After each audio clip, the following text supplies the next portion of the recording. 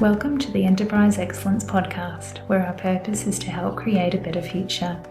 Learn from our world's experts how to improve your organisation sustainably. Learn how to achieve and sustain an excellence journey for yourself, others, and the planet. And I'm your host, Brad Jevons, coming to you from Brisbane, Australia. We are proudly brought to you in association with SA Partners, a world-leading business transformation consultancy. SA Partners are a truly purposeful company focused on helping organisations achieve sustainable improvement for themselves, others, and the planet. Okay, welcome to episode 66 of the Enterprise Excellence Podcast. I'm so pleased to have with me here today Mr. Neal Jorgensen. We're doing this interview in person. Neal has a big background in marketing, chairing ADMA in Queensland, continuous improvement in innovation and marketing, and then on into continuous improvement within many organisations, helping both culturally and also systematically organisations achieve an improvement journey. We're focusing today on bringing continuous improvement into the office, which is a topic we haven't really covered too much so far. So, Neal, really looking forward to the conversation. Thanks for joining us today. Great, pleasure, Brad. Long-term listener, first-time podcaster. Looking forward to the conversation, mate. Neal, what's your backstory, mate? Like, what got you from marketing and having such a big career in marketing and expertise in marketing into continuous improvement and then moving into this field of actually helping organisations on a continuous improvement journey? I guess my career in marketing began decades and decades ago, and my specialisation was direct marketing. It's lessened these days, though I'm still pursuing a marketing career. But direct marketing is essentially using mail and these days email to directly connect with individuals one at a time. It's database marketing is another name for it, but it's definitely a way of segmentation that allows ultimate measurement around a whole heap of different tests and experimentation. Okay, so it was actually during your career in marketing that you really started to learn about scientific thinking and how to do testing and continuous improvement. It is. Direct marketing is driven around all of those aspects, and it's probably more of a science than a creative art. Direct marketing. Yeah, wow.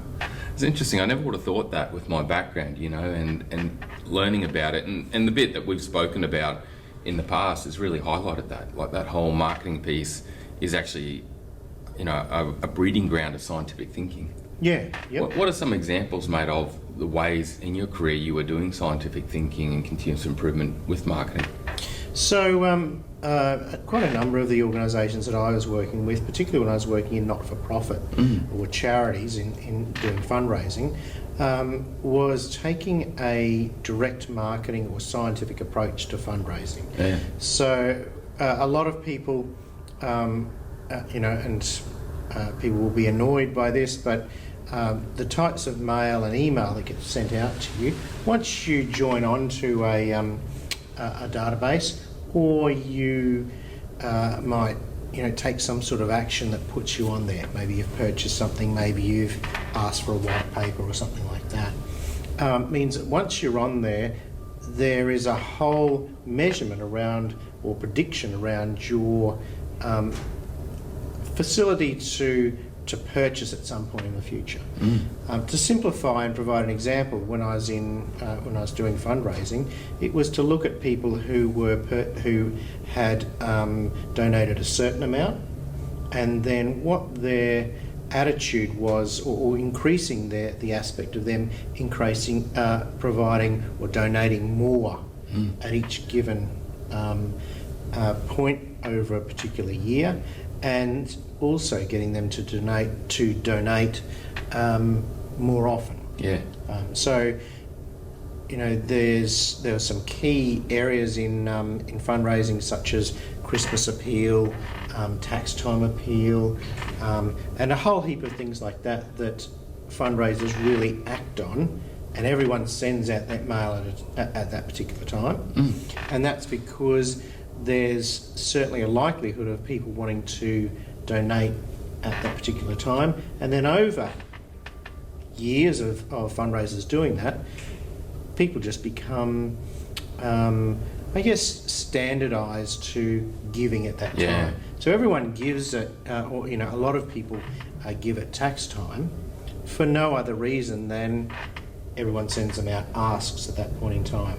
There is a link there with people wanting to, getting a tax return or just prior to tax, giving away giving charity so that they can put that on their tax return. Yeah. And that sort of makes sense, but really it's about emotive connection to get people to give at that time. Well, I think, Neal, you've put your energies in continuous improvement, scientific thinking and marketing into a good cause with the charity work you've done throughout your career. I don't think of anything better to actually use scientific thinking to be able to build revenues to help charities do more of the good work they do. Well, when you're playing with a level of success, it might only be 5% of the mail that you send out, and that is success. You can see that not everyone who I would be sending mail out to would probably agree with you. Yeah, that's right.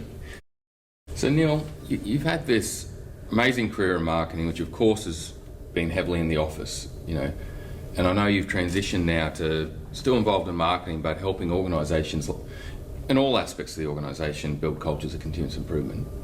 But we're talking today on bringing continuous improvement into the office, where there's carpet. It's the saying that you mentioned to me earlier, which I thought was really good. Mate, why are you focused on that, and what are the key aspects that you believe are important in achieving a continuous improvement culture in the office?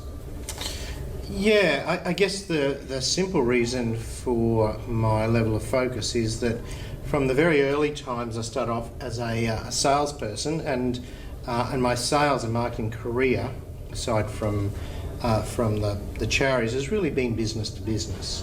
And as a marketing manager, I've always inhabited a carpet. I've always had carpet as my flooring. Yeah. I've never worked out in a factory, working on concrete. So it has allowed me, it's just, I guess, the area that you just work in and the area that I tend to be able to influence. Yeah, neat. Neal, you've had this amazing career in marketing, helping charities, helping businesses in the offices. You're now involved in continuous improvement across all fields, both the office, understand, and factories and supply chains. But we're talking today on the office and bringing continuous improvement into the office. Mate, what are the key elements you believe that people need to consider when looking to create a culture of continuous improvement in an office? Sure, okay. So, my area of focus is on the carpet part of the business, and that's where I have worked. The four things I try and focus on, which is not exclusive, but is the first one would be discipline. The second one, being a Japanophile, so I love all things Japanese, is Gemba, or scene of the crime. The next one, and these aren't in any particular order, but would be focus on working with champions when you're trying to get this, when you're trying to get these aspects or this system to infiltrate the rest of the organisation. And the last one is one that I've really learnt heavily when I was doing direct marketing, and that is measure. If you can't measure, you can't succeed. Wow, okay. So the four key points are discipline, Gamba, which is go to the real place. Focus on champions and embracing the champions, and then measurement. Okay, neat. Well, mate, if we go to the first one, what do you find is important with discipline and helping to build that level of discipline as part of the journey in the office, and what's that look like? Yeah, and we've discussed this in other terms, but the people that I often work with, particularly in sales, really struggle with talking about discipline and agile in the same sentence. And the way that I bring that together is that by having a discipline or a discipline structure means that then you can invite the creativity or the agile ability. And I liken it to having a strong foundation for a home that then enables you to build whatever sort of creative structure that you want on top of it.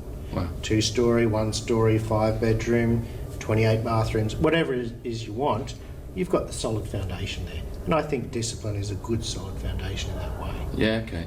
So what you're saying, mate, is that you need that foundation of some sort of system or some sort of process that you do follow, which can be difficult in some scenarios for some people. Very much so. But ultimately, it's that allows you to be more agile and flexible. Yep.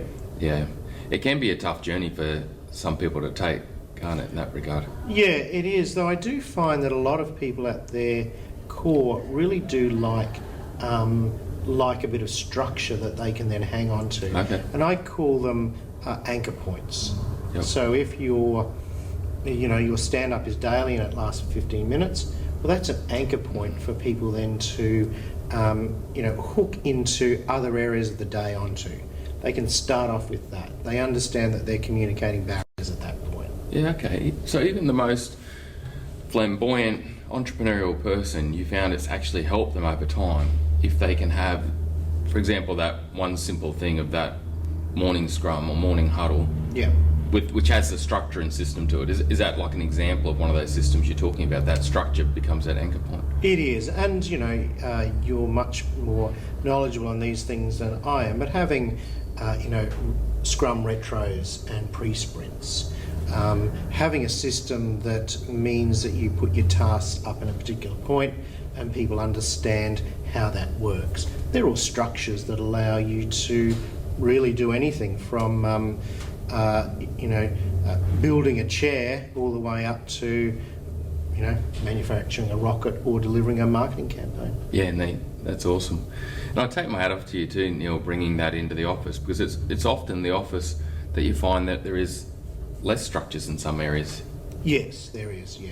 Yeah, okay. So first point is really build that system of discipline, which can be as simple as a basic system of a daily huddle or daily scrum that then allows people to, I think you made a key point there, which is it becomes that pivot point or that anchor for them. I love that. That's right, yeah, yep. Okay. I'm guessing too with that, mate, with what you're saying on that, a simple system as much as that, it's not too crazy, it's not too difficult, it's not like their whole day is completely systemised. No. It's one anchor point of foundation that then from there all this agility and focus can come from. Oh, absolutely. And I think, as you would know, dealing with salespeople, they think that what they do is an art, and it's it is without structure, and they're constantly living in the moment and evolving.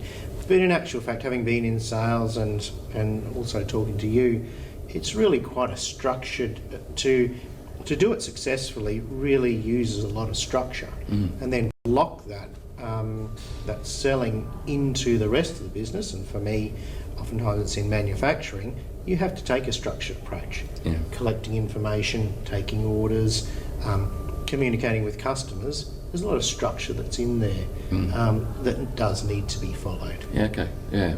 I guess that's a really cool point you make there, mate, that, helping a sales team build that structure around a simple thing like a daily stand-up or daily scrum or daily huddle, whatever we want to call it. I'm guessing it could help with what you're saying in other elements of structure, which is like you mentioned, the data. Getting the right data to pass on to projects or pass on to the factory so that they can do the good job. Yeah, that's right. And there's also the discipline of using PDCA on the the different sales calls and different activities a salesperson might use. Again, structured approach, but taking a nice structured approach to a sales call means you can then enable flexibility within that structure. Okay, yeah, that's interesting. I've not seen that too much before, mate, where you use PDCA thinking with the way that you engage in a sales call. That's really powerful, because I guess it provides that constant learning, doesn't it? It does, yeah, that's right. And it means that a good salesperson, I find it works best with the younger ones, is that they can have those anchor points within a sales call. Okay, before I walk in to talk to the customer, I'm planning what I'm going to do. And there's the discipline around those different levels or different aspects of the sales call, and then evaluation afterwards, that means that they can really get the most out of what it was. Yeah. And again, it's good structure, without saying, here's what you're going to say at particular points. Yeah, I love it. Plan your sales call, go and do your sales call, come out and check your results, and then act based on that. Exactly. And then plan your next step. Yep. That's huge. Yeah. That's a really cool discipline system for office-based, especially sales or marketing. Yeah. That's really cool. So Neal, on discipline, we've covered the topic of discipline, the first point. Really keen to delve into the second point of yours, which is Gamba, go and see. Do you mind explaining what that looks like and, looking to deploy an office-based culture of continuous improvement? Yeah, sure. So as an introvert, really, I'm much more comfortable when I'm interacting with people is to get or understand the position that they're in. So, and my personal belief is that being a good listener makes you potentially a good salesperson. And the way that I use this with Gemba, and this again came from my marketing background, is in order to sell somebody something or market something to somebody, you needed to, walk a day in their shoes. What drives their decisions? What value do they expect to get out of your product or service? That sort of stuff. So Gemba for me is very important. And I continually do this with my salespeople now, is that they take me out on sales calls, not for me to say anything, but for me just to listen. And then it allows me to come back and say, well, when you talked about that, how about if we gave you this sort of support material to allow you to articulate that a bit better? Or sounds like the customer isn't finding their information from us very easy. Maybe we need to put something on the website. That sort of thing is how I've taken that for the marketing approach. But for, obviously it works extremely well in this situation because you're trying to understand what people are experiencing in their own jobs. Yeah. And Gemba is so important to be able to talk to people with some sort of confidence as well. Yeah, that's neat. So you're using Gamba heavily in both understanding ways to help us continuously improve from a sales or from an office-based role, but also trying to understand how best to help an office-based team develop a culture of continuous improvement by living in their shoes first. Yes, exactly. Yeah, that's massive. It's a new way of looking at it, mate. Like, you're really using Gamba from that journey point of view, like really thinking about, okay, I want to live in people's shoes before I look to make my next step. Yep. Links back to that plan, do, check, act approach. It does, yeah, very much so. Yeah. Neat. Many organisations are now looking to implement agile or lean in the office environment. This can be challenging. If this is you, go to enterpriseexcellencepodcast.com/downloads to get hold of an agile implementation approach Neal has kindly provided. Please like, subscribe and share this podcast to help others gain insights and create a better future. Let's get back into the episode.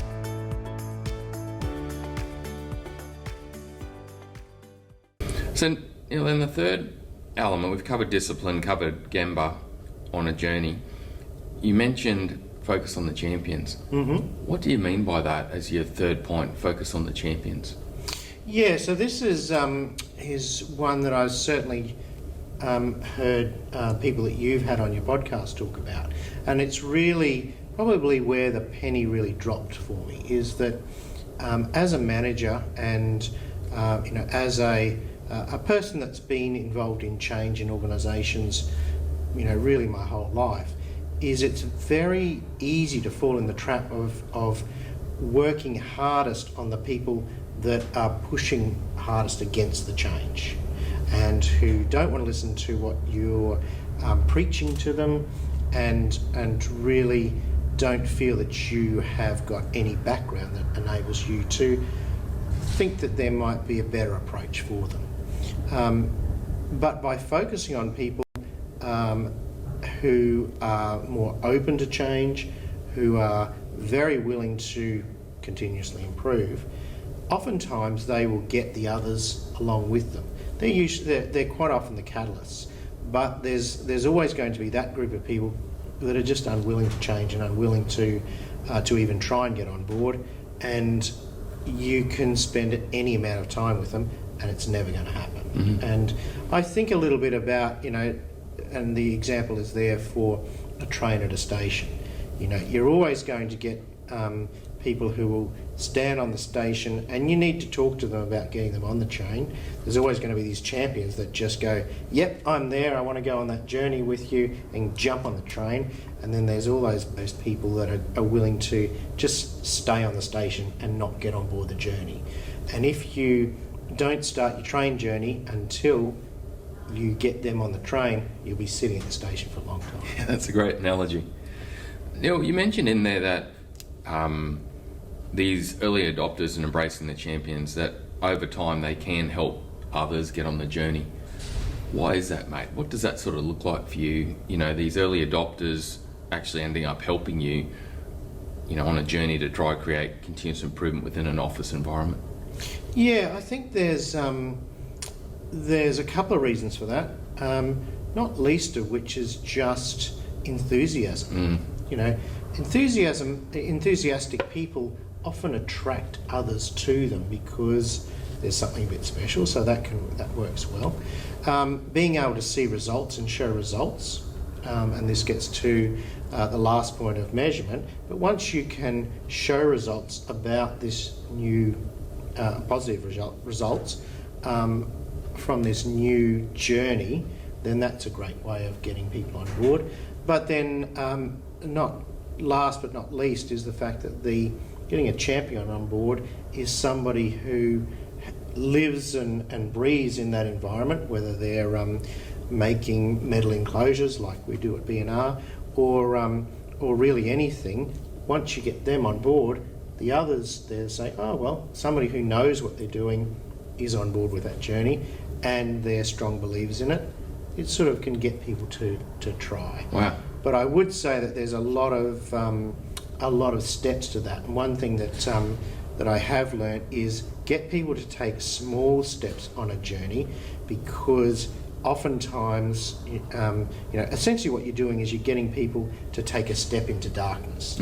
They don't know really what the journey is. They know what you said the destination is, but they really don't know. So give them a small step that's a nice sure step that gives them good consequences to take first, and then work them up to it. Yeah. It's too easy to go, well, I've seen the light, hey everyone, come on board the big journey with me, and fail to understand why people just don't jump on the train. The step onto that train is too wide. The gap's too wide for them to be able to do. Yeah. Okay, that's a really insightful one. That's virtually another point, isn't it, mate? Like, it's look at the discipline side of things and think, okay, well, what do we want discipline in to help us move forward and create a culture of continuous improvement?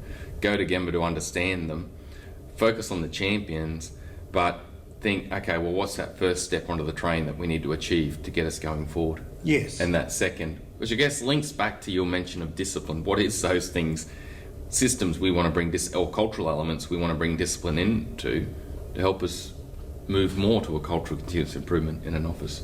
Yeah, that's right. And look, I think this is one of the reasons why Gamba is so important, because you have to understand why there might be some reticence for people to get on the train. Yeah. Maybe there's going to be embarrassment. Maybe they feel there's going to be extra work.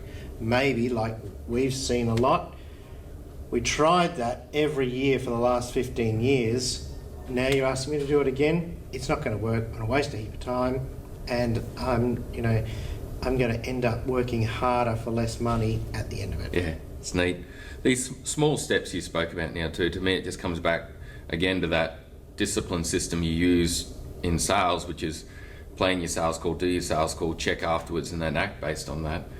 It sounds like that's the same approach you're doing with these small steps onto the train each time. It's like you're planning something, doing it, checking, and then you're going back and planning again, checking, acting.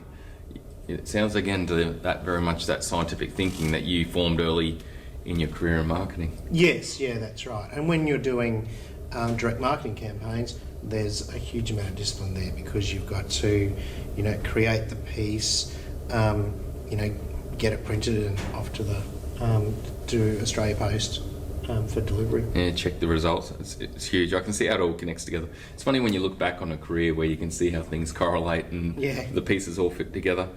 So, mate, the fourth element that you mentioned to help an office create a culture of continuous improvement is measurement. which is again a system of discipline, isn't it? But why is measurement so important in your eyes for helping an office-based environment create a culture of continuous improvement? Yeah, we've left measurement till last, but it's certainly not least. And measurement is so crucial to using in order to improve.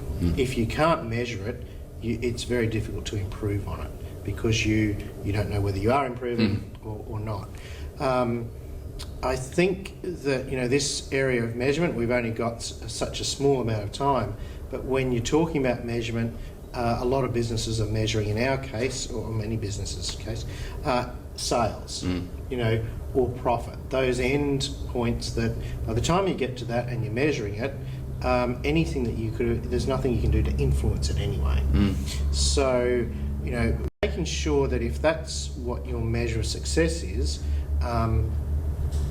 that's going to be of most interest perhaps to the board, but it's those leading measures that are perhaps the most important. Okay. What are the activities that we can measure and look at on a daily basis that influence that final outcome? Oh, neat. Are we, if you talking about sales or marketing, are you going out to the right people? Is the right offer involved in that? A whole heap of different points that are around measurement allows you to modify those by degrees for improvement. Yeah, neat. And then you're mentioning leading measures versus lagging measures there, and I've seen it where a lot of organisations can become totally fixated on the lagging measures. Yeah. But the leading measures are the key to it. With an office-based journey, what do some of those leading measures, what do they look like, and how do teams come up with them? What would you say is a way that a team could actually go and look at, okay, what are our leading measures? Yeah, that's a really good question because, I certainly found, and even, hearing different people via podcasts and reading books talk about it, is that oftentimes people who are living and breathing a job don't really, they can't really articulate readily what are the different points in that job or that exercise that it's going to come up with the outcome. Yeah. And I think, when we were kicking around, pun intended, this scrum idea, these days, regardless of the code of football that you watch, at the very top level, coaches and managers are really studying and measuring the very specific aspects of the game, the number of tackles or the number of passes or the meters run, a whole heap of different things like that by themselves may not, probably won't give you that outcome of winning, but by influencing those individual items, that takes you to that winning approach. Well, okay. Going out and telling a professional football team, win by kicking more goals than the opposition is just not helpful. But when you can explain to them the different elements, and in order to find that out, it means taking Gemba. Yeah. Go and stand and work with those people and understand what are the issues. Yep.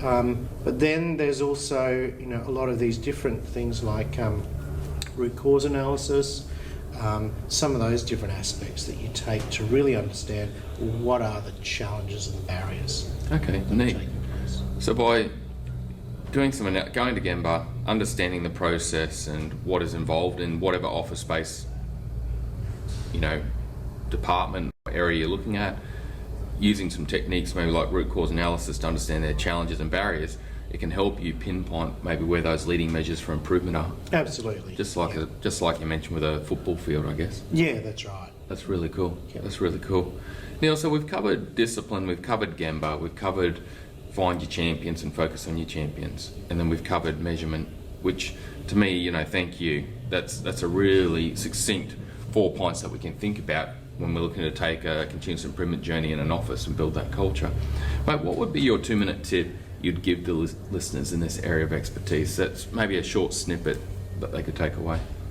probably the most important thing that I've learned, and I haven't worked in a scenario where the focus has been so completely on continuous improvement and getting it in there. We've always had to embed that type of approach whilst doing our other normal work, if you like. So I think the big tip is to really get in and understand what are the challenges and drivers, the positive and negative consequences for people doing their jobs in the areas you're focusing on. Wow. So, is there a risk of embarrassment? Where are the real pain points for them about doing their job?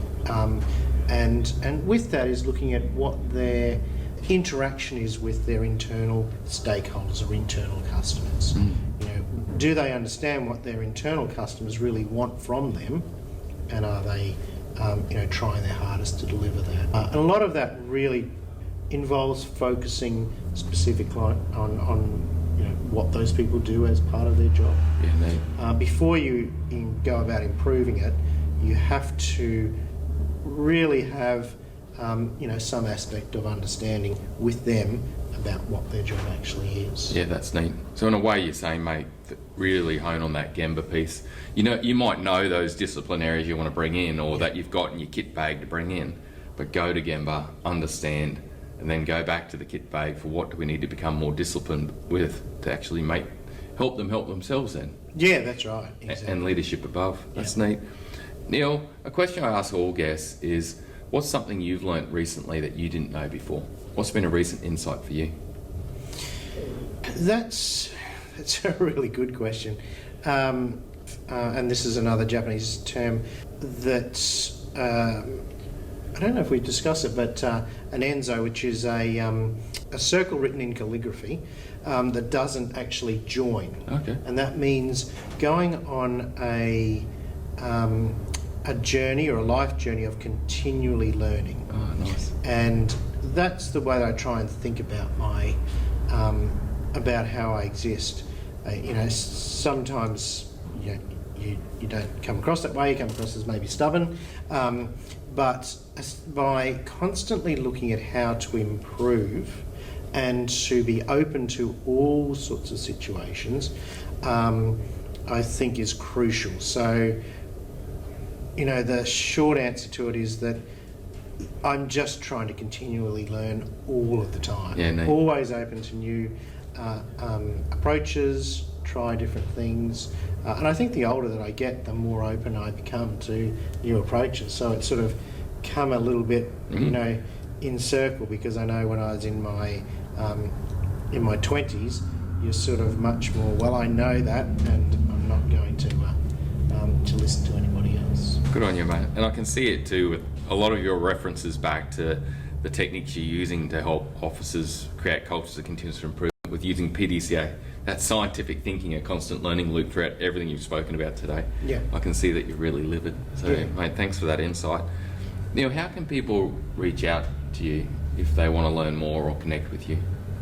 Well, really through LinkedIn tends to be the way that I would approach it. These days I have, I don't do so much of the public speaking or conference speaking that I did when I was more specialised in what I did. But yeah, LinkedIn, you can certainly find me on LinkedIn. Neal Jorgensen in Brisbane. Yeah, great, mate. Thank you. Neal, thank you for sharing your knowledge, mate, and helping us create a better future, particularly in an area that we haven't really covered on the show before, creating cultures of continuous improvement in the office. There is a lot of office-based people working all over this world, and, mate, the knowledge you've shared, I'm sure will help many. Thank you so much. Excellent. Thanks, Brad. Cheers. Bye for now. What a great episode. Remember, if you are working to apply Agile or Lean to an office environment, you can go to our website, enterpriseexcellencepodcast.com/downloads, to get hold of an Agile implementation approach Neal has kindly provided. Please like, subscribe, and share this podcast to help others gain insights and create a better future. There were two key takeaways for me from this episode. Small steps in a change journey. Neal mentioned with a change journey, you are asking people to take steps into darkness, into the unknown. Supporting them with small steps along the way rather than giant leaps can help in a massive way. It can help them stick with the journey and stay motivated rather than become scared or fearful of the workload required and move away. The second key takeaway for me revolves around the discussion on the importance of lead measures. Good lead measures get down to behavioural measures. Measures people can control directly, improve themselves, and gain motivation to move forward. Lead measures that are motivating or meaningful are extremely powerful. An example of lead measures are hazard identification and removal for safety, new customer engagement for sales, campaign development time and conversion for marketing, and there are many others. These are measures we can actively work to improve in order to achieve our ultimate meaningful goals. Thanks again for your knowledge and time, Neal. Thanks for helping us create a better future.